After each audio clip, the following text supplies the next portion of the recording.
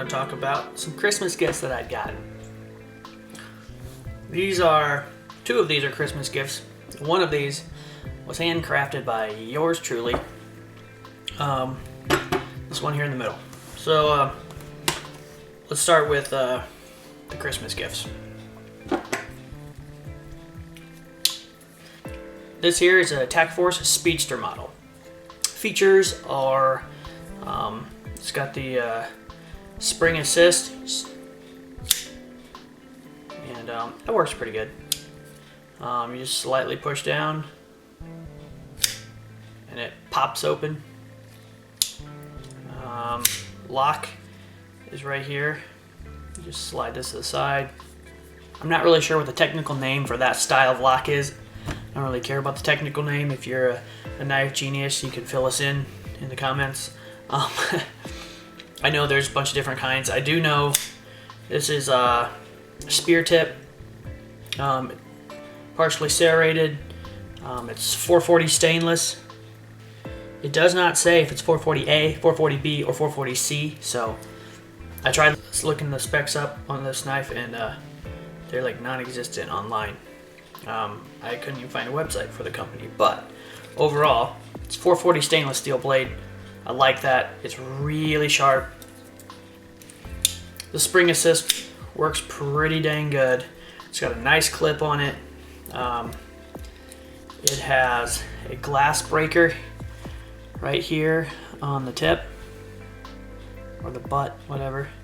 It has a seatbelt cutter, and this knife is orange camo, which I like for maybe my survival bag. The thing is, I'm just having a little trouble trying to decide which knife should be my everyday carry knife, which one should be my survival knife for because I do a lot of survival camping. Those of you who subscribe to the channel and watch know that. A couple of the pros for carrying this is the glass breaker, the seatbelt cutter.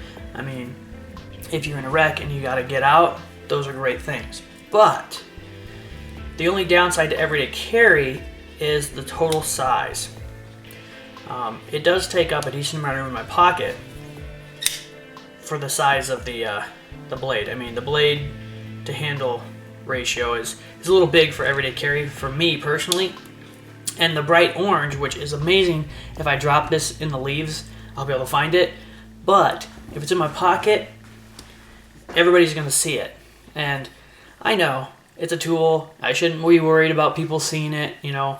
But I tend to like to be, I'd much rather be underestimated in a threatening situation than have somebody see me, you know, coming a mile away. So when I carry, I make sure that nobody knows. My wife got me this, the Kershaw Brawler. This knife kicks butt. So, you can see there's a size comparison.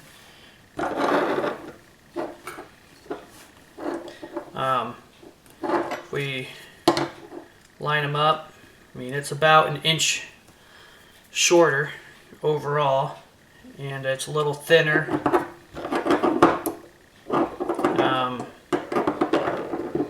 It's got a really strong clip. It's got the Tonto point. And this is 8CR13 MOV stainless. Both stainless blades. Now here's the factor that makes me want to carry this one for my everyday carry. Right there. You can see the blades are almost identical in length, but this is a smaller overall package. So I think for that reason only, this is going to be my everyday carry knife. This is going to be my survival knife for inside my survival pack. And you know what? This baby here is also going to be in my survival pack once I finish it. This is cold hammer forged. I made this with a hammer, an anvil, and a lot of sandpaper. So, I mean, you can see it's pretty shiny. See the camera right there?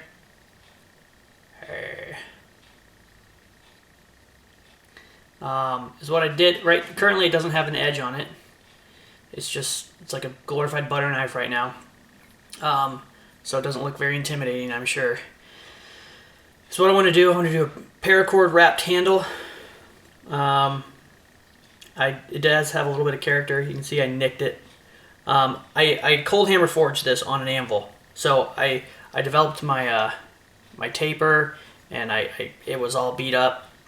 And this blade portion was a lot thinner than the handle portion. And I wanted it all to be the same thickness. So I popped it on the mill, and I just milled the handle so it would be the same height as the blade, because I started with 1/4 inch thick steel, and it's just mild steel, but it's cold hammer forged mild steel, so it is harder than what you would think. And it's not stainless, that's why I polished it. I figured a polished knife maybe won't rust as fast as a non-polished knife. I don't have a lot of experience with paracord wrapping knives, but I've seen a lot of them done, so I'm going to go with that. This is just my personal preference. It's kind of a mix between a clip and a spear tip. Instead of doing the clip here, I did the clip back here.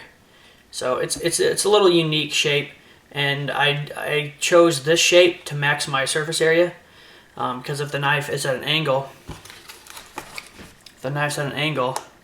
you know, no matter what angle it's at, I'm trying to maximize the surface area on the cutting face. It's kind of like a samurai sword, you know, it's got that slight curve backwards. So that's why I chose that shape. It took a lot of time. I was going to videotape it, but honestly, you don't want to watch me banging on a piece of metal for 2 hours and then sanding for 3 or 4 hours. It's not interesting footage, so I figured I would just tell you what I did. That's what I did. So that's my knife. Let me know if you think I should have this as my everyday carry instead of this as my everyday carry. Let me know and tell me why. Okay. Also, I don't know a lot about Tac Force knives, but from what I've seen, this is a great Christmas gift. You can get these at gun shows. I have seen some of them at gun shows, just around the area. Kershaw, I got this on. My wife bought me this from Midway USA. Has free shipping. It was like 23 bucks. Big bang for your buck.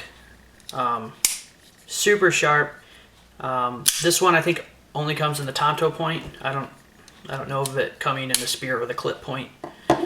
Once again, I'm not a knife genius, so I've done a little research, but not as much as a lot of you guys. So if you have any questions, let me know. You can even do a video response, show me your blades. That's all I got for this time. Until next time, remember, survival is a state of mind first, before it can be anything else.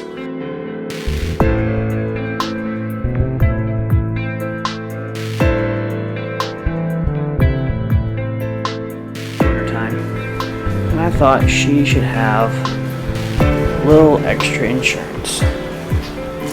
So, that's what I got her, right there. Get home bag. Alright, let's get this thing out, and I'll show you what I've got in the get home bag. She has an umbrella right there, but that's not really part of the bag. That's just something that was already in here. For starters, I picked up the bag itself at Walmart. It was $9.95. From the outside, you can see it holds 2 bottles of water.